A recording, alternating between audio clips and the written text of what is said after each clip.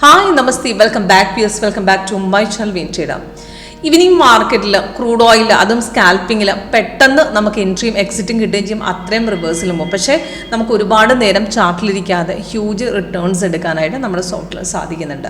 അപ്പോൾ ഇന്നത്തെ ക്രൂഡ് ഓയിലിൻ്റെ മൊമെൻറ്റ് നോക്കുകയാണെങ്കിൽ നമുക്ക് ഒരു 11:50, അതായത് 12 മണിക്ക് ശേഷം വന്ന സെല്ലിൽ നിന്ന് നമുക്ക് നല്ലൊരു ട്രേഡ് 60 പോയിൻറ്റ്സോളം അടിച്ച് മാർക്കറ്റ് താഴ്ത്തിറങ്ങി. അതിൽ 2 പ്രാവശ്യമായിട്ട് നമ്മൾ സപ്പോർട്ട് ബ്രേക്ക് ചെയ്ത് താഴ്ത്തിറങ്ങുകയും ചെയ്തിട്ടുണ്ട്. 2-3 പ്രാവശ്യം ബ്രേക്ക് ചെയ്തിട്ടുണ്ട്. അപ്പോൾ നല്ലൊരു ബ്രേക്കായിരുന്നു.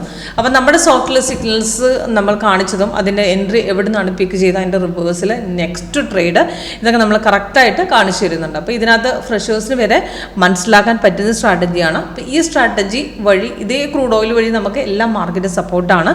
ഈവൻ ക്രിപ്റ്റോയും ഫോറക്സും അടങ്ങുന്ന കംപ്ലീറ്റ് മാർക്കറ്റ് നമുക്ക് കിട്ടും. അപ്പോൾ ഇന്നത്തെ ട്രേഡ് കാണിക്കുകയാണെങ്കിൽ ഇന്ന് രാവിലെ ഒരു ബൈയും ഉണ്ടായിരുന്നു, അത് കഴിഞ്ഞ് സെല്ലും ഉണ്ടായിരുന്നു. ഇപ്പോൾ ലാസ്റ്റത്തെ ട്രേഡാണ് ഈ റെഡ് കളറാണ് സെൽ സിഗ്നൽ തന്നിരിക്കുന്നത്.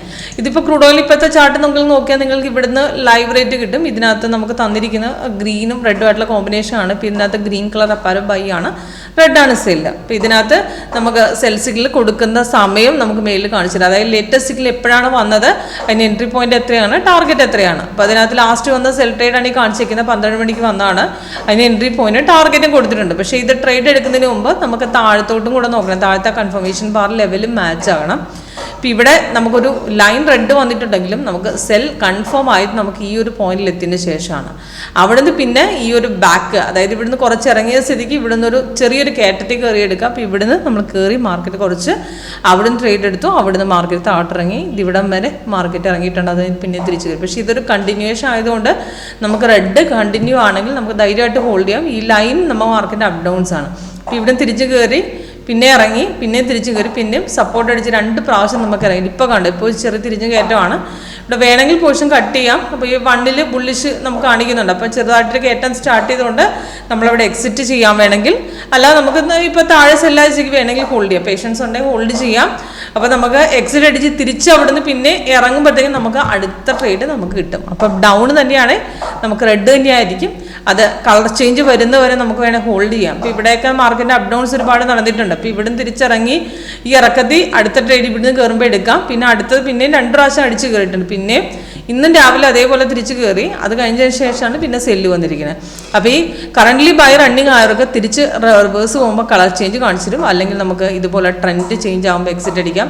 പ്രോഫിറ്റ് ലെവൽ ഓക്കെ ആണെങ്കിൽ നമ്മൾ ട്രെൻഡ് ചേഞ്ച് ആകുമ്പോൾ എക്സിറ്റ് അടിക്കാം. അല്ലെങ്കിൽ നമുക്ക് അലേർട്ട് മെസ്സേജ്, ഇപ്പോൾ സിഗ്നലിൽ വരുന്ന സമയത്ത് നമുക്ക് ഇതേപോലെ അലേർട്ട് മെസ്സേജ് വരികയും ചെയ്യും. അതേപോലെ നമുക്ക് ഈ സൗണ്ട് എഫക്റ്റോട്ട് വരും. അതേപോലെ റിവേഴ്സ് പോകുന്ന സമയത്ത് ഇതേപോലെ മെസ്സേജ് അലേർട്ട് തരികയും ചെയ്യും. അതേപോലെ ട്രെൻഡ് ചേഞ്ച് ആവും. ട്രെൻഡ് ലൈൻ വഴി നോക്കാം.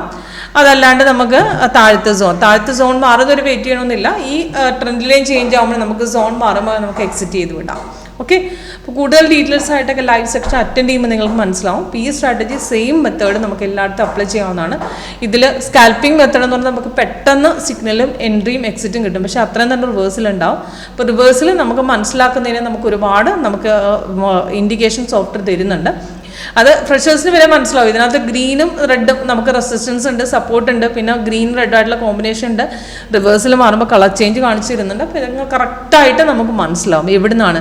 അപ്പോൾ ഇതിലൊരു അപ്പ് ഡൗൺസ് ഉണ്ട്, പക്ഷേ പ്രോപ്പർ റിവേഴ്സിൽ എവിടെ നിന്നാണ് മനസ്സിലാക്കാൻ വേണ്ടി നമുക്ക് കളർ ചേഞ്ച് സഹിതം നമ്മൾ കാണിച്ചു തരുന്നുണ്ട്. ഓക്കെ. അപ്പോൾ കൂടുതൽ ഡീറ്റെയിൽസിനായിട്ട് ലൈവ് സെക്ഷൻ അറ്റൻഡ് ചെയ്താൽ നിങ്ങൾക്ക് കൂടുതൽ മനസ്സിലാവും. ഓക്കെ.